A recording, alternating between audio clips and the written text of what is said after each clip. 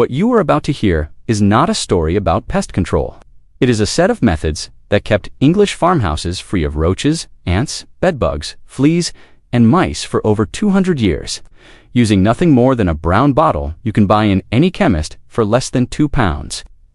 I grew up in the Yorkshire Dales, in a stone farmhouse with walls 3 feet thick and a kitchen that never fully warmed in winter.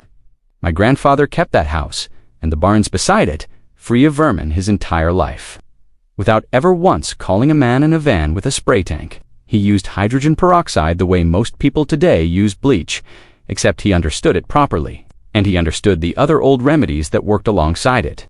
I watched him mix it in the scullery on a Sunday afternoon, quiet and unhurried, the way a man does a job he has done 100 times before. These were not theories to him. They were simply what you did, because nobody in that dale had money to waste on chemicals that promised much and delivered little. I am sharing these methods now because fewer and fewer people still know them, and I think that is a shame worth putting right. Somewhere along the way, something changed. Pest control became an industry, and industries need customers who keep coming back. A bottle of shop spray that kills what you can see but leaves the nest untouched keeps you buying more bottles. A monthly contract with a man in a van keeps you paying every single month for a problem that could often be solved once and left alone. There was never much profit in a farmhouse remedy that costs pennies and lasts a lifetime. So it is no surprise those remedies were left to gather dust, while the shelves filled with newer, costlier things. I am not asking you to be angry about that. I am only asking you to notice it. What you are about to hear is not a theory. These methods were tested across hundreds of winters by people who had no vet to call for the dog's fleas, no exterminator to ring for the mice in the granary, and no spare shillings for anything that did not do its job properly the first time. They worked then, and they still work now, and by the end of this video, you will know exactly how to use them in your own home. But that is only the beginning. The first method is the simplest, and it is the one my grandfather used more than any other. Roaches hate hydrogen peroxide, not because of its smell, which is faint, but because of what it does to them on contact. At the ordinary strength you find in any chemist, 3%. It is an oxidizer, and it damages the outer shell of a roach the moment it touches it. My grandfather kept an old glass spray bottle under the scullery sink, filled with peroxide straight from the bottle. No water added, no dilution at all. Of an evening, once the kitchen was quiet, he would spray along the skirting boards, behind the cooker, and around the base of the larder, where roaches like to travel in the dark hours. He did this perhaps twice a week during the warm months when roaches are most active, and once every fortnight through the colder ones. It will not work like a poison that spreads through a nest, because peroxide breaks down quickly once it is exposed to air and light, so you must treat it as a contact remedy, not a lingering one. That means timing matters more than most people realize. Roaches feed and travel mostly between 10 at night and 4 in the morning. So a light spraying of the usual paths just before you go to bed does far more good than the same spray in the middle of the afternoon. For a stronger effect on an established problem, my grandfather would make a paste. Mixing peroxide with a spoonful of plain flour and a pinch of sugar, laid on small squares of card and tucked behind the cooker and under the sink where children and pets could not reach. The sugar draws them in. The peroxide does its work once they feed, and within a week or two you will notice far fewer of them about. Keep watching, because the second method surprises most people, and it uses a pest against itself. Ants, unlike roaches, do not travel alone. They lay down a scent trail from the nest to whatever food they have found, and every ant that follows uses that same trail. Which is why you so often see a straight line of them marching across a worktop. Break that trail, and you break the whole column, at least for a while. Hydrogen peroxide does this beautifully because it is strong enough to lift the trail without staining wood or stone, the way vinegar sometimes can. My grandfather would wipe the line of ants directly with a cloth soaked in peroxide, working from the point where they entered the house backwards toward whatever gap they were coming through. Once the trail is gone, the ants that are already inside grow confused, and many simply turn back. For the nest itself, which is the part shop, sprays rarely reach, a mixture of equal parts peroxide and warm water. Poured slowly around the entrance, if you can find it, whether that is a crack in the patio or a gap beneath a skirting board, will do far more good than spraying the ants you can see on the surface. He always said the ants you see are the least of your worries. It is the ones underground, doing the real damage to a garden or a house foundation over years that matter more. Seal the entry point afterward with a little plain caulk, or even candle wax pressed into the gap while it is still warm, and the column rarely returns to that same spot. That is only the second method, and the next one deals with a pest that keeps people awake at night in more ways than one. Bedbugs are patient creatures, and that patience is exactly what makes them hard to shift with a single spray or a single wash. They hide in the seams of mattresses, the joints of bed frames, and the skirting boards of a bedroom, coming out only when the room is dark and still. My grandfather's approach, learned from his own mother, was thorough rather than clever, because with bedbugs, thoroughness is what wins in the end. Every seam of the mattress, every joint of the bed frame, and every crack in the surrounding floorboards would be sprayed directly with undiluted peroxide, left to sit for a full 10 minutes before being wiped away with a dry cloth. Peroxide kills bedbugs on contact by breaking down their outer covering, much as it does with roaches, but it does nothing to eggs tucked deep in fabric, so this alone is never the whole answer. Alongside the spraying, bedding was washed in water, as hot as the fabric could bear, then dried on the highest heat the dryer would allow, because heat above roughly 50 degrees Celsius, sustained for a good half hour, kills both the insects and their eggs, where peroxide cannot always reach. This was done every 3 or 4 days for at least 3 weeks, because a bedbug's egg takes around 10 days to hatch, and if you stop too soon, you simply let the next generation start the whole cycle again. Mattresses were also aired outdoors on dry days, laid across a fence or a line in full sunlight, because bedbugs cannot tolerate strong heat and light for long, and this was standard practice in English homes, long before anyone had heard the word infestation used the way we do today.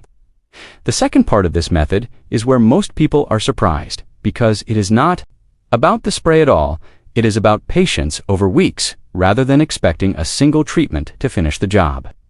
Now we come to fleas, which behave differently again, because fleas live as much in carpets, rugs, and pet bedding as they do on the animal itself. A flea's life has 4 stages: egg, larva, pupa, and adult, and only the adult is easily killed by contact treatments, which is why so many people spray once, see improvement, and then find the problem returns 2 weeks later as the next generation hatches.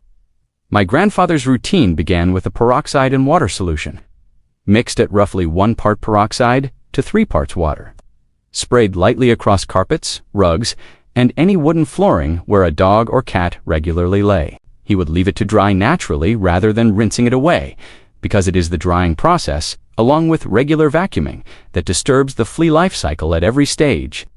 Vacuuming was done daily during a bad infestation, every carpet, every rug, every gap beside the skirting board, and the vacuum bag was emptied outside immediately. Afterward, well away from the house, because fleas can climb straight back out of an indoor bin. Pet bedding was washed weekly in hot water throughout the warmer months, when fleas breed fastest, and dried thoroughly in the sun whenever the weather allowed it.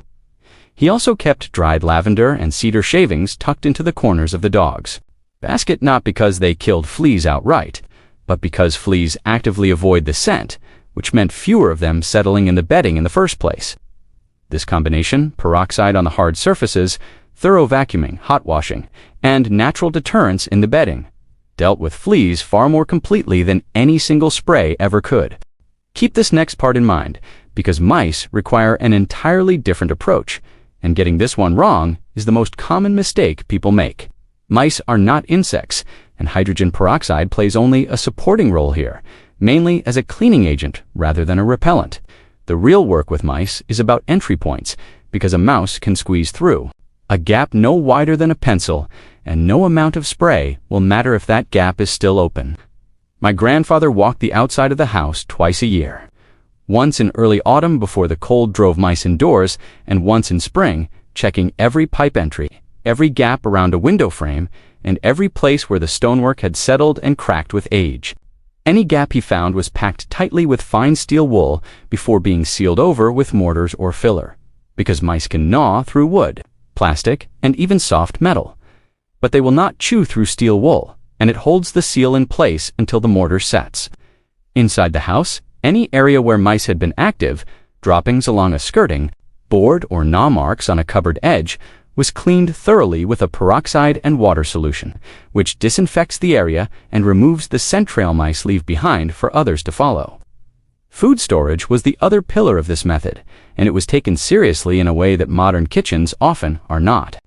Grains, flour, oats, and anything similar were kept in metal or heavy glass containers with tight lids. Never left in paper or card packaging, because mice can smell food through cardboard from a surprising distance and will gnaw straight through it. Peppermint oil, a few drops on cotton wool tucked into cupboard corners and behind. The cooker was used as a deterrent because mice disliked the scent intensely, and it was refreshed every couple of weeks as the smell faded. Where mice were already established, a simple snap trap baited with a little peanut butter, placed hard against the wall where droppings had been seen, was still considered the most humane and effective final step because no amount of scent or cleaning removes an animal that is already living in your walls. That covers 5 pests, but there are 3 more things my grandfather did that tied every one of these methods together. And this is where the real value of the whole system becomes clear.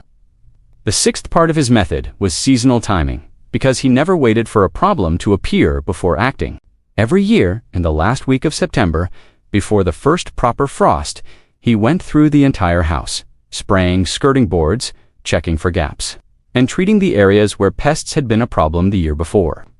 This single autumn treatment, done consistently, prevented most infestations from ever taking hold in the first place, because pests of every kind seek shelter as the weather turns, and a house already treated and sealed gives them nowhere easy to go.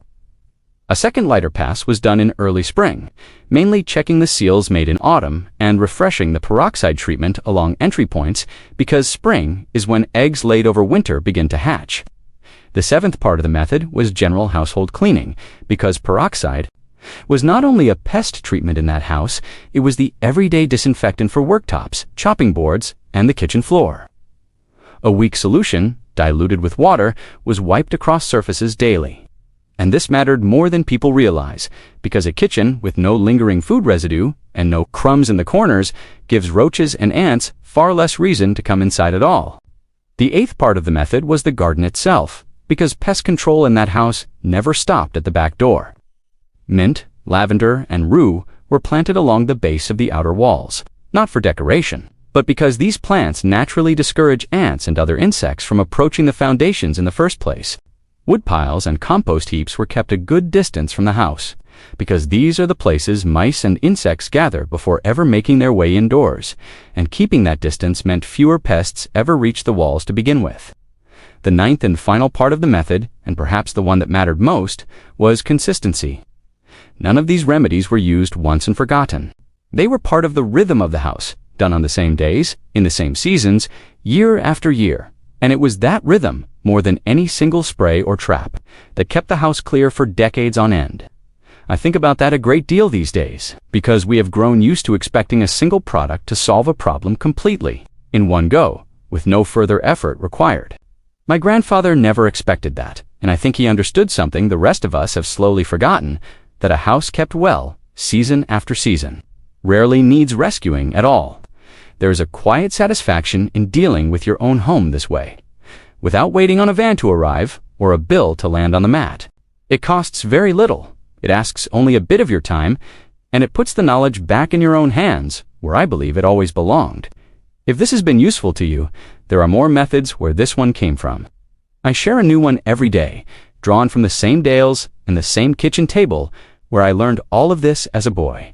The old ways are still here. You simply have to know where to look.